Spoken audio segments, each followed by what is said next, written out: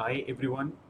So in this video, I am going to talk to you about the COVID-19 and orthopedics, a topic actually we never thought of because COVID-19 everywhere is being managed by all the physicians, all the intensivists, all the anesthetists, and obviously all everyone who is involved in the field of medicine. But yes, how it is affecting the field of orthopedics especially, and what all precautions we are taking right now as orthopedicians while looking at the patients who are having COVID-19 or who might be having a possibility of having this disease.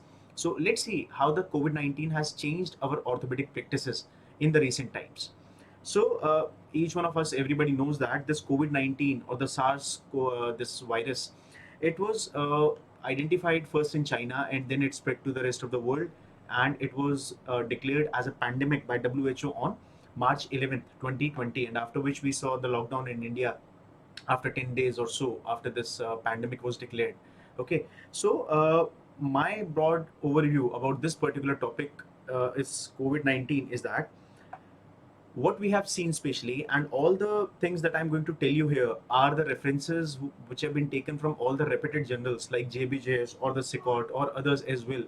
These are the known reputed journals in the field of orthopedics, and whatever they have been telling since the year 2020 and now in 2021.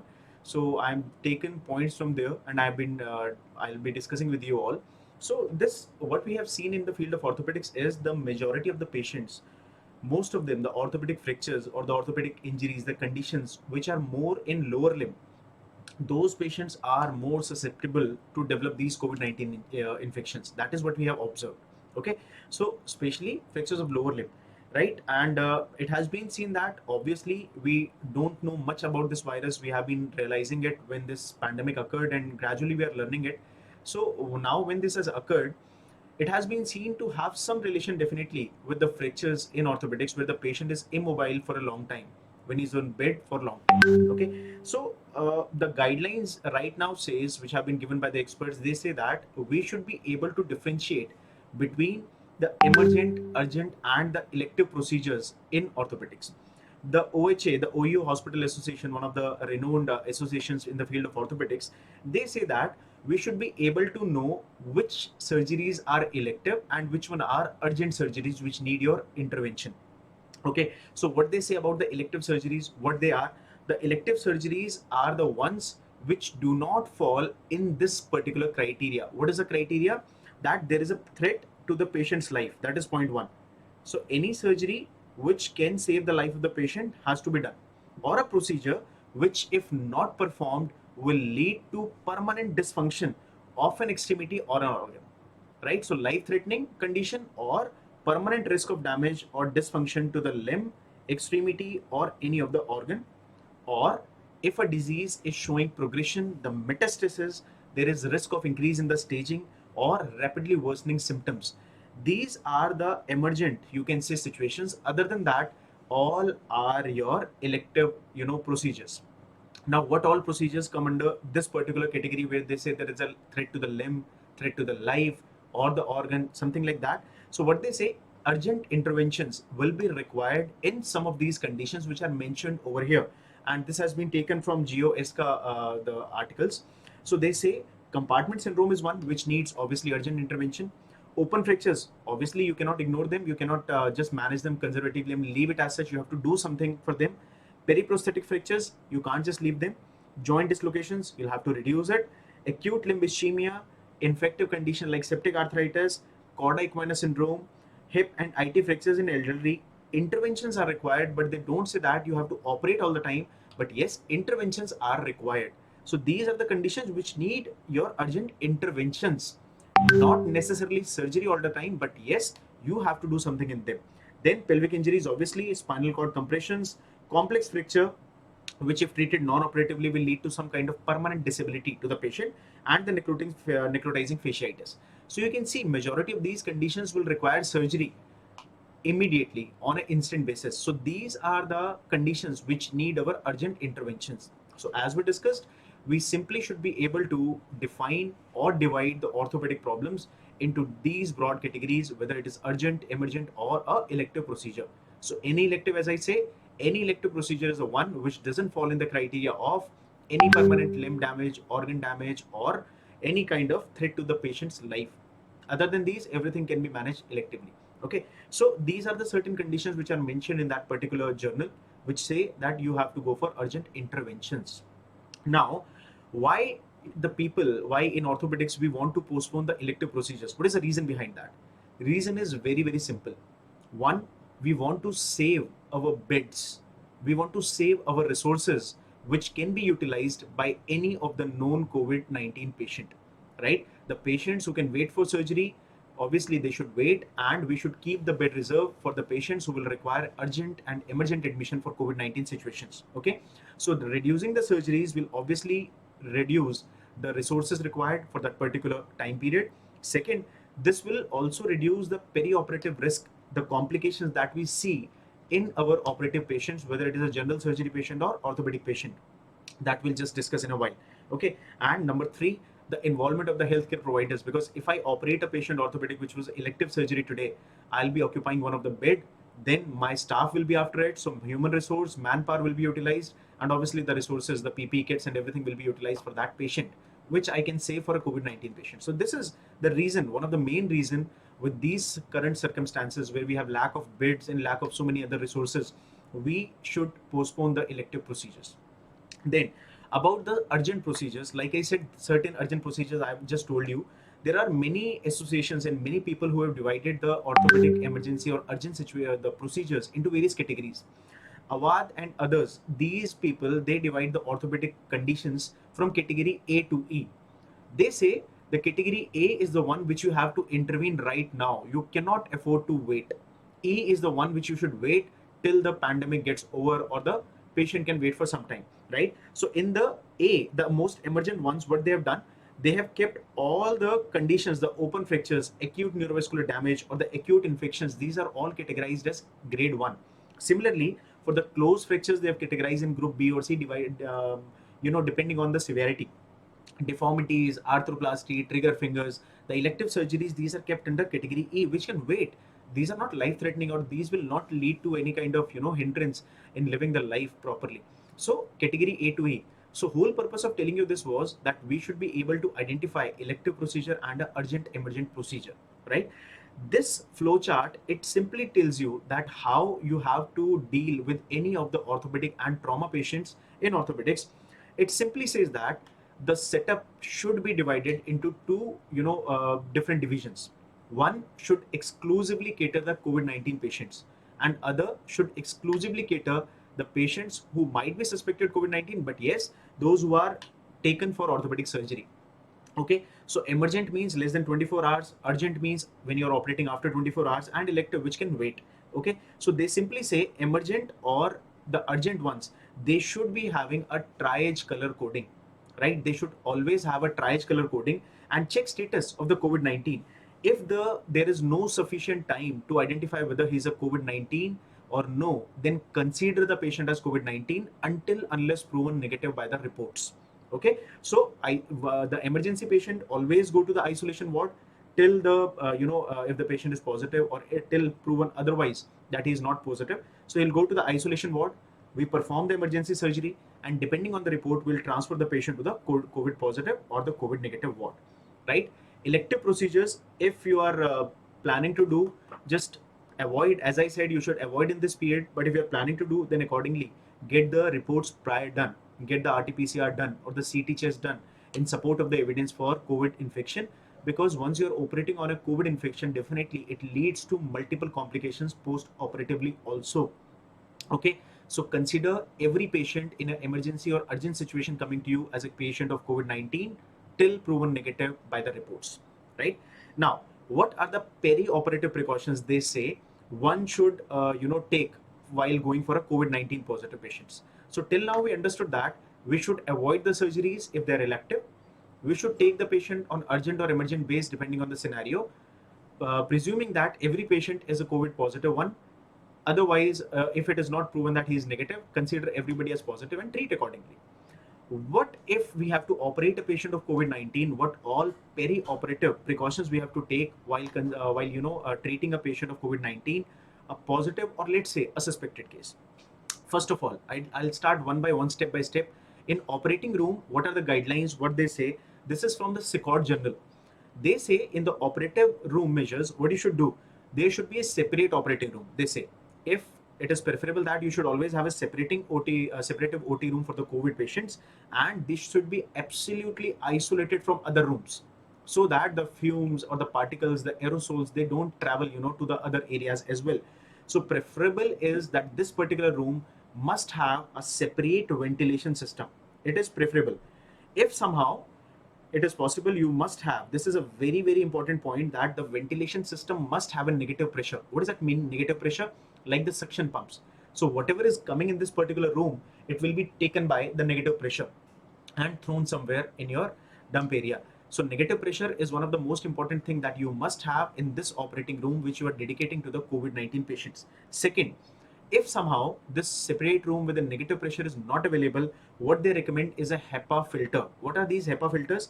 These are high efficacy particulate air.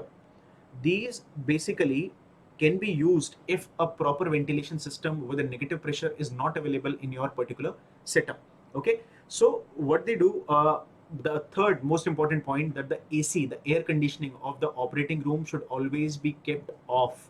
You should not switch on the AC because that will just spread the particulate, the aerosols in various directions. So that is not good for anybody present in that particular operating room.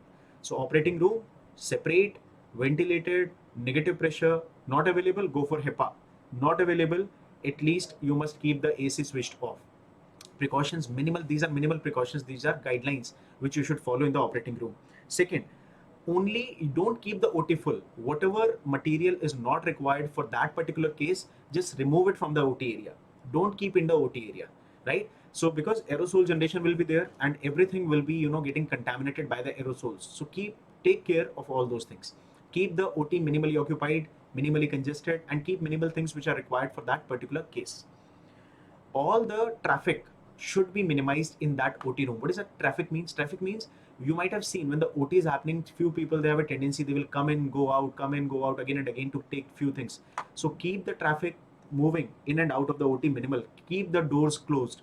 Once the patient is inside the OT, keep the door closed, because that will help you to minimize the spread of the aerosols, right?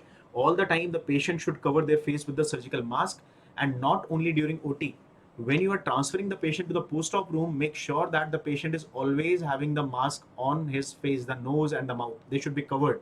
It is very very important. Okay, so as I said, keep the personal minimal, keep the movement minimal, keep the of these logistics minimal in the OT, whatever is required, and the mask on the patient. Obviously on the operating team will be there. Patient must always wear the mask all the time in the pre-operative, the peri-operative, and the post-operative period. All the three times, it is very very important. Then what about the operating personnel? This was about OT and the patient. What about operating personnel, the surgeon? This surgery time should be kept minimal, and for that what we should do, the most experienced person, obviously complication can happen with anybody, but yes, it is recommended that the most experienced person should go for the surgery, so that the time taken is minimal, and there should be minimal manpower in the operating room which is required for that particular case. Don't try to overcrowd the OT. Second, all the persons present in that particular OT, the operating area, they should wear the recommended PPE kits. Nowadays, we see so many PPE kits, of various thickness and fabric and so much of material, and we don't even care to see that what exactly they are made up of, what is their grading. So the recommended from the SICOT journal, it says that for any of the orthopedic patient, you must have the advanced surgical gowns, which should be actually level 3 with a surgical hood which is covering the head and the neck. So surgical hood will be wear like this. It will cover your area till here, and then you have to wear the PPE kit. The surgical gown should be level 3. Then double gloves, face mask, and either N95 or the filtering face piece 2, the FFP2. You might have seen my photos of the certain other orthopedic surgeons also, who are keeping, wearing those big masks, the 3M company, and those two filters on the side like that. So either you wear the N95 mask, face mask, or the FFP2 filters, and preferable is to have a face shield. People, what they do, they just wear the mask and the goggle and they go to the operating room. Better and recommended one is to always use a face shield, right? Face shield definitely prevents you from getting infected, more contaminated from these aerosols which are generated in the OT area. Okay. Number 3, the donning and doffing of the PPE should be very very carefully done. and the personnel should try not to contaminate him while he trying to remove the PPE kits. So always take care that you are washing your hands properly, hand hygiene is maintained while you are just removing the PPE kits. Self contamination is one of the most important factor that we have seen in the recent times, that people forget and they just think duty is over and we just throw the PPE and then they get contaminated. So this is the most crucial time.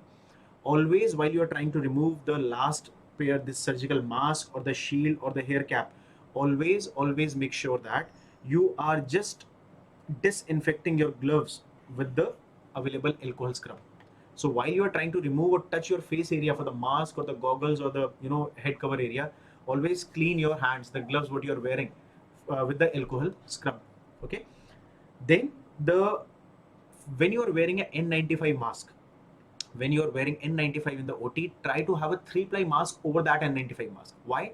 Because we don't want this N95 to get soiled with the aerosol or any kind of a spillage that can happen while performing the OT. So always over the N95 mask, we should try to wear a 3-ply mask to prevent the N95. Okay. And face shield, as I said, it is more protective than a goggle. So if you are wearing goggle, well and good, but yes, do use a face shield. It is very important.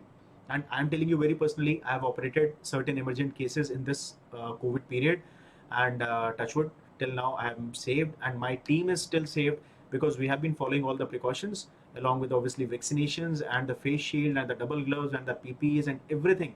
We have been trying to take care of everything for our team, myself, and my patient as well. So by God's grace, we are doing good. So I can tell you by my experience that if you take all the precautions for patients, for your team, for yourself, definitely we can take out the patient from the danger. Okay. Then next one is about the anesthesia team.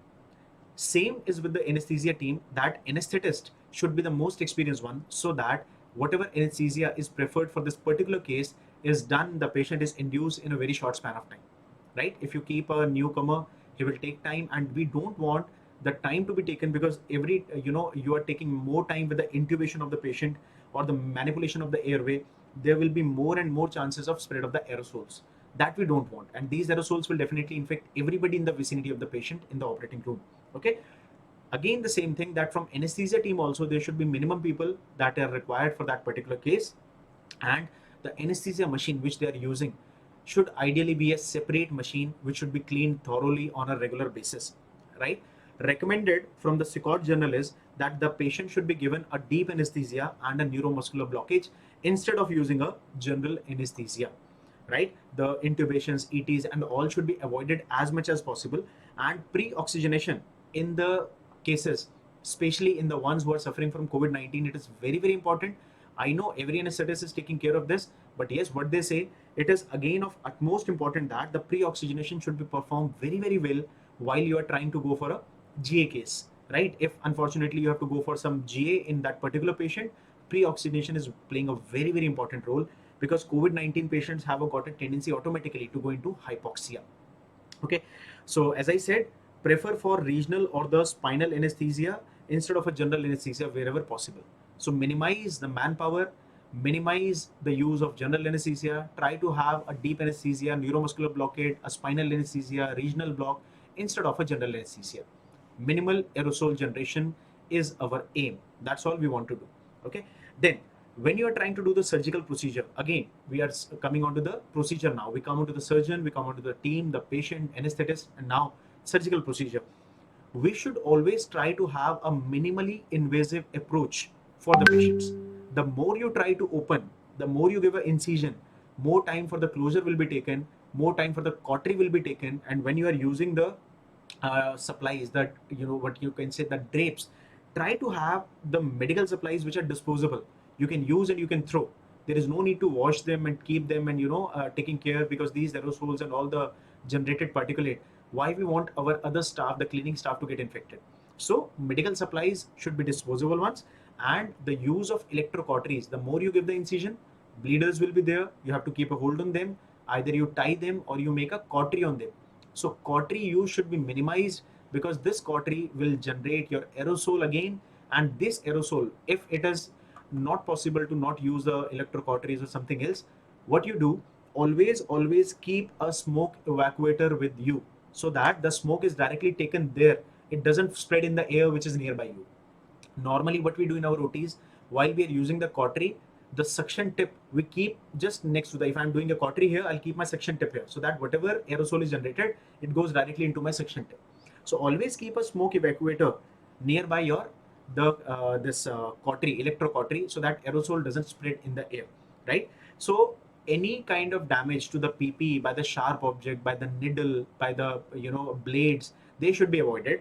And in orthopedic especially, this point is very important for orthopedic point of view. Whenever we are cutting, whenever we are using a saw in the machine, these kind of oscillating devices, the use should be minimal, because whenever you're using the saw, the reamers, while you're putting the intramedullary nail in tibia or femur, these reamers, they will oscillate, and when they oscillate, what they do, they basically release a lot of aerosol. So drills, reamers, saw, their use should be minimized, especially when you are going for orthopedic surgeries, because they will release the aerosol, and this aerosol definitely will increase the spread of the virus. So we always say that we should be able to understand where we have to go for surgery immediately, or else avoid. If you want to plan to put a plate or a nail, try to avoid as much as you can, right? Till when to avoid, we'll discuss that also, right? So suction devices, they should be kept ready, so that electrocautery vapors can be controlled. Saw, drills, these reamers, the use should be minimal or no use, because these will lead to aerosol generation. So do remember this from surgical procedure of orthopedics point of view. Then any kind of body fluids you are coming in contact with, discard them as per the guidelines given by the biomedical waste guidelines, the CPCBs and the authorities. Okay. Then when you have operated a COVID-19 patient, the post-operative precautions are again very important. This patient, while you are taking him to the post-operative room, make sure that he is wearing the mask, right? As I told you earlier, he should be wearing a mask on the while you are traveling him or while you are shifting him.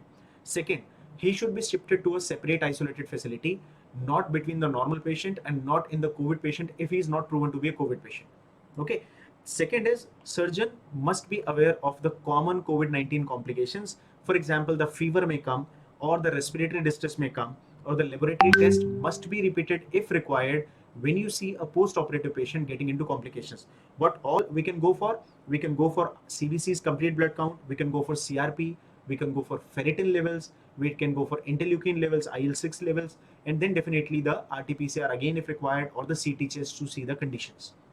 These are certain tests we must know that we have to repeat them if a patient is showing some signs of deterioration, or the patient is getting new symptoms after being shifted to a post-op room, right? So transfer should be done, and obviously after the transfer, as per any post-operative protocol, proper care should be given to the nutrition, the fluid maintenance, input-output charting, the TPR charting, and immunity must be given the utmost importance. This is all about the game of immunity. Those who are showing good immune system, they are recovering well, and they are showing resistance to the infection. So we have to take care of the post-operative guidelines. And yes, if the patient is showing some signs of deterioration, an orthopedic surgeon must be able to understand it and should go for laboratory evaluation as soon as possible.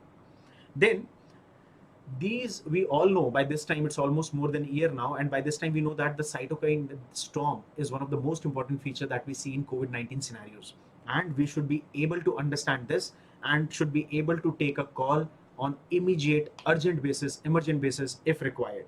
Okay. So this one is a flowchart that I found from a ESCA journal, and they say that yes or no for a surgery. Again, we have said that elective should be avoided, and what they are saying, they say if the patient is affected by condition listed in condition 1, like we have discussed, if yes, all those conditions, go for surgery. The urgent conditions I've shown you, this is about that table. So if they say the patient is having all those conditions that mentioned in that list, compartment syndrome, necrotizing fasciitis, go for surgery. If they say it is no, then if it is elective, you can wait, then don't go for surgery and cancel or delay the surgery. But they say if you cannot wait for the surgery, you'll have to go for the surgery, then see whether the patient is COVID-19 positive, or the patient has a history of COVID exposure in the last 14 days. If the answer to this question is yes, again cancel the surgery. Don't go for it. If the answer is no, perform the pre-operative COVID-19 test. If the test comes positive, again cancel the surgery, don't do it. If it is negative, I think that this at this point, whether when you are operating the patient, is it possible to discharge the patient on the same day? If the answer is yes, go for the surgery and verify the bed availability, that if somehow the patient develops a post-operative complication or a peri-operative COVID complication, that he will be getting a bed properly. If you think the bed facility is there, oxygen facility is there, treatment facility is there, ICU facility is there, go and operate. But if you think the patient cannot be discharged on same day and for some reason you have to operate, answer to this comes yes, yes, yes, then go for ASA classification. ASA classification says if it is coming under ASA classification 1 or 2, right? It is 4 gradings basically. So if it is coming under ASA 1 and 2, then proceed with surgery. If it is coming under 3 and 4, these are high risk factors are there, then consider to cancel the surgery, or just see if the risk factors are age is more than 60, hypertension, diabetes, COPD, carcinomas, immunosuppression, morbid obesity. If these are the conditions, then obviously just ignore the surgery, don't go for it. So broadly they say avoid surgeries till you can. Broadly, this is the whole crux, that avoid surgeries till you can, but still if you have to operate, just see whether the operative intervention is going to give you the more benefit to the patient rather than giving problems, then go for it, otherwise ignore it. Okay, now the certain questions that when one orthopedic surgeon can actually resume the orthopedic surgery in COVID-19. Answer to this is nobody knows, right? To be honest to you, nobody knows when we can actually resume our elective surgeries. But yes, there are certain guidelines given by the journal, the JBJS, Journal of Bone and Joint Surgery, one of the most reputed journal for orthopedics. What they say, when will SARS will end, the COVID-19 will end? So answer is we don't know.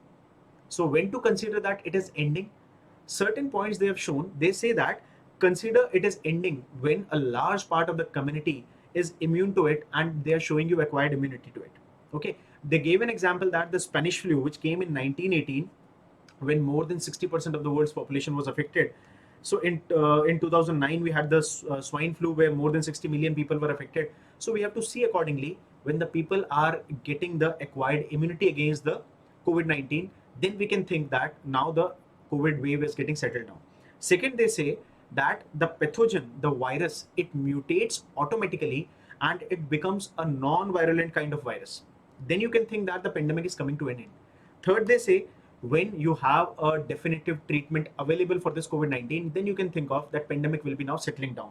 Or when you have actually a very effective vaccine against the virus, which is developed and delivered to the population, then you can say that the COVID-19 pandemic is going to end. So right now, when the vaccines are available, let me assure you guys, and you should just convey this to the all general population, that the vaccines are safe and we should all get vaccinated. I myself I have taken both the doses of vaccine, and I am sitting in front of you taking this lecture, recording this lecture. So vaccine is something which definitely helps you. It is not like that taking vaccine makes immune, you immune that you will not get COVID-19. But yes, if unfortunately a vaccinated person gets COVID-19 infection, it is not that life-threatening as in a normal person. So please promote everybody in your community to go for a COVID-19 vaccination, right? So this is answer to when to think that the pandemic is coming to an end. Second question, how can hospital or surgery centers know when they should resume elective procedure? How should I decide in my setup, should I go for an elective surgery or no? Yes or no? How to decide it? So I can only decide it that when the lockdown in my region, in your region, it is getting lifted up. So the government bodies, when they think that now the cases are settling down, the prognosis is somewhat better, the recovery rate is somewhat better, they will start lifting the lockdown. So if you have this lockdown getting lifted in your region, you can think that somehow the things are getting settled now. Second, number of COVID-19 cases in your regions are declining. Number three, the hospital facility has the capacity to admit a non-COVID-19 patient, which should be absolutely away from the COVID patients. Make sure that we don't mix the COVID-19 and non-COVID patients together. It will be very, very difficult for us to manage them. We should not be the the pathway to transmit or flare up the disease COVID-19. Next point is the COVID facility must have adequate supply of the effective personal protective equipments like the RT-PCR kits or the PPE kits and everything that should be available. While you are performing a surgery, these should be given to the staff, to the surgeon, to all the technical team, so that the risk of transmission is very, very low, right? Then next point is the facility should be able to maintain a social distancing throughout the procedures. Pre-operatively, intraoperatively, post-operatively, you should be able to do it. Okay, so then only you should think of resuming the surgeries. Okay, so when you have ample stock, when the area, the region you are in is lifting off this lockdown, the cases are coming down. If you have the facility to segregate the COVID-19 and non-COVID-19 patients, then only you should go for it. Okay. Third question is, should an patient who is having active COVID-19 should go for elective surgery? The third question I often face, again from the JBGS journal, they say that the CDC guidelines say that if the patient has done a 14 days quarantine period in the absence of fever and other symptoms, they say that whether if the patient is tested, well and good. If the patient is not tested, the guideline that can be helpful is 14 days of quarantine period without any fever, then yes, he can be operated. But a broader group says that the elective surgeries, as we have been discussing again and again, any kind of elective surgery in a COVID-19 patient should be delayed as much as you can. Okay, it should be delayed, and you should only follow the local body guidelines, your government guidelines, the state or the central government guidelines, while you want to plan for an elective surgery. Don't be in a hurry. Patient is not dying, the elective surgeries can wait. But CDC guideline says if somehow you have to operate, get a test done, the patient should be negative, or if the test is not available, then you should have a 14 days of quarantine period done with no fever in these 14 days. Okay. Next question is, should elective surgery be delayed in elderly patient or those who are having comorbidities that place them at high risk for COVID-19? This is another very, very important question. That surgery is elective, I know, but the patient is having some comorbid situation, diabetes, morbid obesity, uncontrolled hypertension, like these. So simple recommendation is that they should be deferred on the basis of these particular criteria. What they say, if the patient is more than 75, defer the surgery. If the patient is immunocompromised, defer the surgery.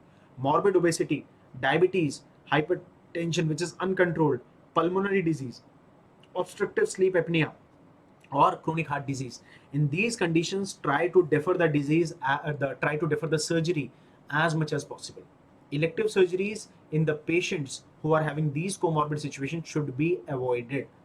Avoid, defer till you can. Okay. So these were the simple questionnaires that I often face from my patients, those who want to get operated for elective surgeries, those who come to me for emergency surgeries. So we have been doing them following all the proper precautions, all the local body guidelines, and as per the norms of the government. So I would just request all of you, just please convey to general public in your capacity as much as you can to get vaccinated. Convey to general public in your capacity how much whatsoever you can do it, to tell them that mask, shields, gloves, sanitization is of utmost importance.